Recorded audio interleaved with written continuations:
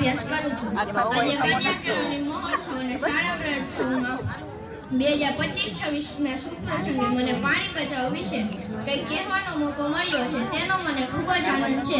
આપણે બધા જાણીએ છીએ કે પાણી આપણા જીવન માટે કેટલું જરૂરી છે. પાણી વગર આપણું જીવન શક્ય નથી. ખેતી હોય કે પીવાનું પાણી, રસોઈ બનાવવી કે નાહવું ધોવું, દરેક કામમાં પાણીની જરૂર પડે છે.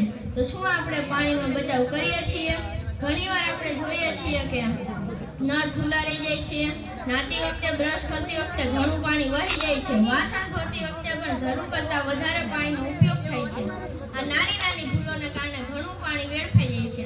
તો પાણી બચાવવા માટે આપણે શું કરવું જોઈએ?